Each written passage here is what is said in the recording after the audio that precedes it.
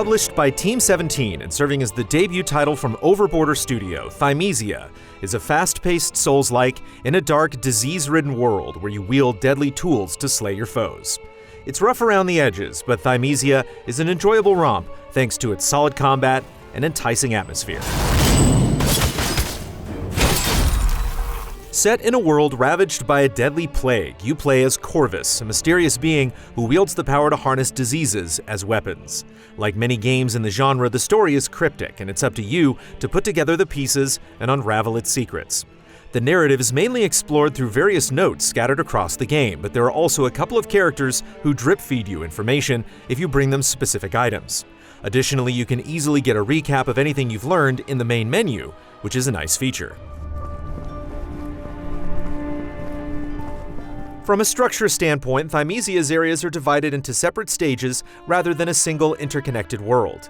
Visually, they're all interesting, including a dark and sickly settlement high in the trees, and a garden full of rare plants and rivers of blood. Each setting has its share of shortcuts, hidden paths, and notes to keep you exploring, but they never go above and beyond. There are also side missions that often take you to different parts of the main areas, which is cool and gives you a chance to earn some extra experience and rewards.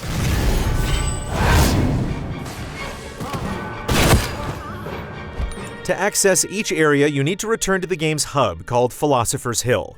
Outside of serving as the gateway to each level, you can also make upgrades here, but it feels pretty pointless since you can do that at any checkpoint anyways. Additionally, you can show items to a young girl named Isami for extra loot, but that's about it. It's a calming place, and the idea behind it is good, but it doesn't quite feel like the home base the developers probably intended it to be.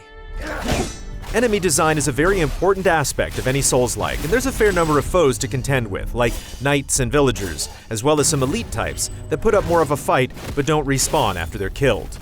The boss fights are solid for the most part, with some fast-paced duels and hideous creatures, but some aren't very satisfying despite their ambition.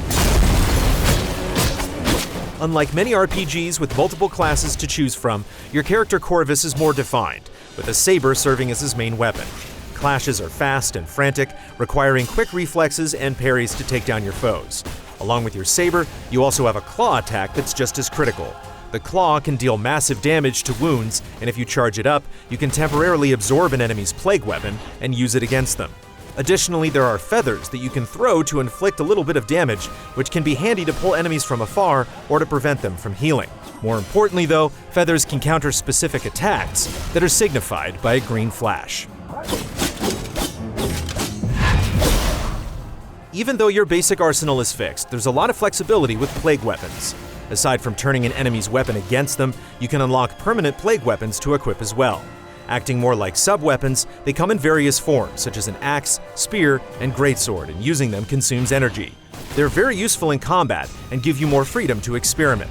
Each one can also be upgraded by defeating enemies wielding the corresponding weapon type, unlocking benefits like more damage and additional attacks. One aspect that separates Thymesia is how it handles enemy health. Enemies essentially have two health bars, with white representing their total health and an underlying green bar depicting their wounds. Once both have been depleted, the enemy will become dazed, allowing you to finish them off.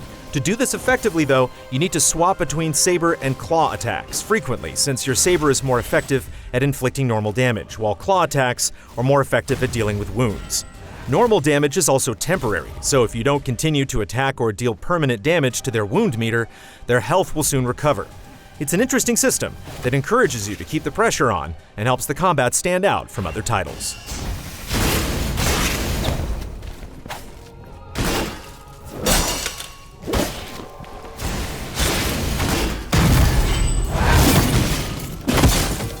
Leveling up your character is fairly straightforward with only 3 stats to choose from.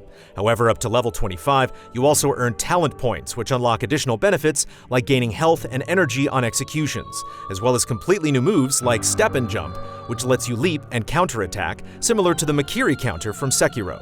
There's a good number of talents to choose from, but you won't be able to unlock all of them, and some require you to stick to a specific tree once you've started.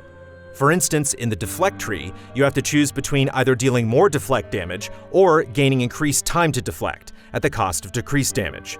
You can reset talents for free though, so you're given plenty of room to mess around with your build.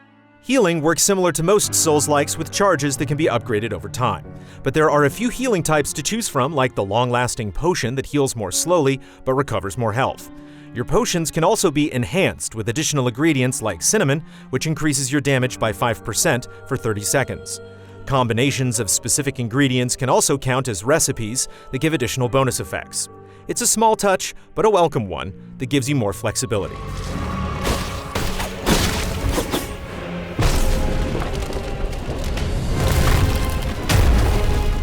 From a technical standpoint, Thymesia fares well for the most part, but does have some ugly glitches from time to time, particularly as enemies will sometimes stop responding and freeze in place. Some animations are janky as well, but nothing too serious.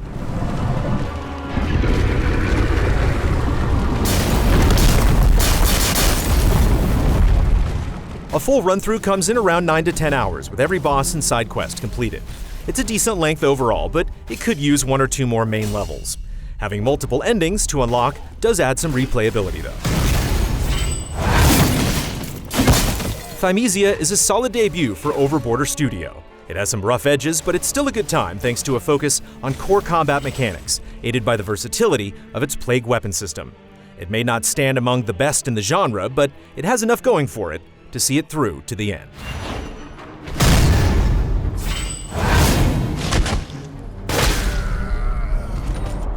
Final score, 7 out of 10.